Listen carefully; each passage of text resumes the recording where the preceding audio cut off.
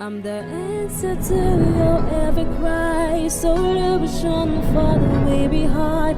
I bring to you good news. Angikubingeleleke nalamuhla egameni lenkosi yethu Jesu Kristu. Angiphindeke ngikwamukele emlaleli eluhlelweni lwethu lwekufundza incwadi yethu yemihla ngemihla lokuyi-Rhapsody yemaqiniso lebhalwe ngumfundisi Chris Oyakhilome DSC. Lamhla ngolwesihlanu tingemashumi enyangeni yeNgci ku-2025. Sihloko salamhla sithi kucondzisisa umoya wemuntfu. Ivesi lekuvula litfolakala encwadzini yekucala yakuba seThesalonika sahluko sesihlanu ivesi le-23 lithi futhi lo Nkulunkulu wekuthula aningcwelise ngalokuphelele futhi ngiyamthandaza Nkulunkulu kokuthi umoya wenu wonke nemphefumulo wenu nemtimba wenu kugcinwe kungenasici ekubuyeni kwenkosi yethu Jesu Kristu. Haleluya. Umfundisi uthi labanye bantfu bavame kusebentisa lamavi lathi ingqondo lengakanaki nabakhuluma ngemoya wemuntfu.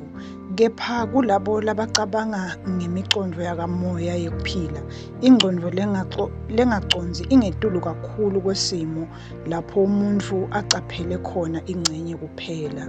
Kunaloko ibhekise kulolunye luhlangothi lwemvelo yebantfu lengakahlolwa nome lengahloleki.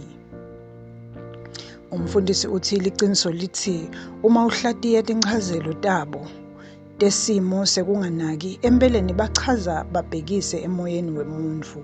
Encwadzini yesibili kubaseKorinte sahluko sesine ivesi le-16 sibonelo, Pawula uyibita ngekuthi ingumuntfu wangekhatsi.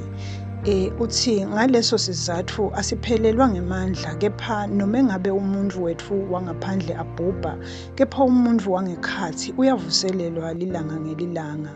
Umpostoli Petro encwadzini yakhe yokucala umbita ngekuthi ngumuntfu lofihliwe wasenhlitiyweni. Haleluya.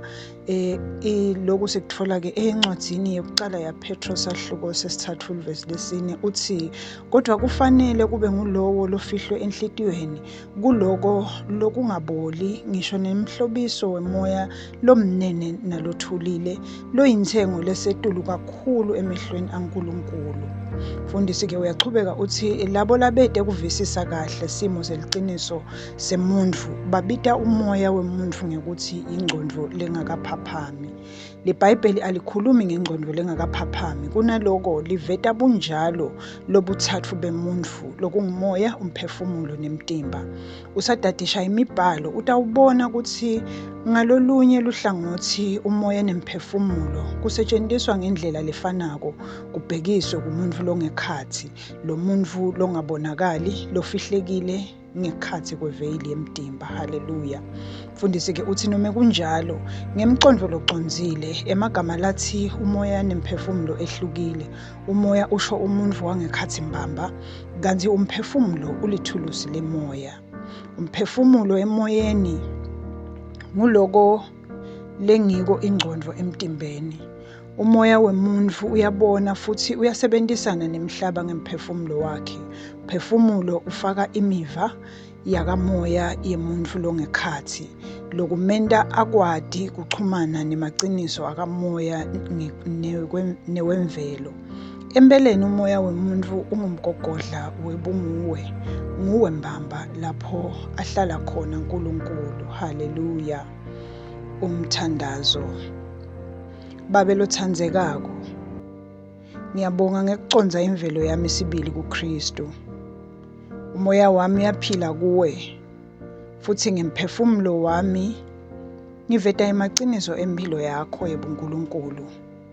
Ngekhatsi kwami ngihamba ngekucaphela imvelo yami yebuNkulunkulu, ngigcwalisa injongo yakho yekuphila kwami.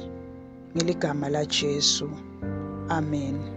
Kuchubeka nesifundvo mlaleli utawufundza incwadzi yeTaga sahluko se-20 livesi le-27, incwadzi yaJobe sahluko se-32 livesi lesiphohlongo, kanye nencwadzi yekucala kuba seThesalonika sahluko sesihlanu livesi le-23. Bese kuthi elihlelweni lokufunda iBhayibheli ngeminyaka munye lamuhla kufundwa incwadi yokuqala yakubaseKorinte sahluko sesikhombisa kanye nencwadi yedihlabelelo sahluko selikhulu nelishumi nemfica livesi lelikhulu kanye nelishumi nakuthathu kuya evesini lelikhulu nemashumi lasikhombisa nesithupha. Bese-ke kuthi elihlelweni lokufunda iBhayibheli ngeminyaka lemibili kufundwa incwadi yaLuka sahluko selishumi nesiphohlongo livesi lemfica kuya evesini lelishumi nesikhombisa kanye nencwadi yokuqala yaSamuweli sahluko semfica. Haleluya. Siyambonga ke uNkulunkulu ukuthi asiphe leli thuba nalamuhla lekuhlala ndzawonye sifunze livi leNkosi. Ngiyakholwa ukuthi ubusisekile mlaleli, sibonane kulokulandzelako. Inkosi ikubusise. Ngicela ngemlaleli ukuthi uma ngabe bowusengakayemukeli inkosi yethu Jesu, umane usho nanka emagama emva kwami uwasho ngenhliziyo yakho yonke. Haleluya. Thani onkosi uNkulunkulu, ngiyakholelwa ngayo yonke inhliziyo yami enkosini Jesu Kristu, indvodzana yaNkulunkulu lophilako.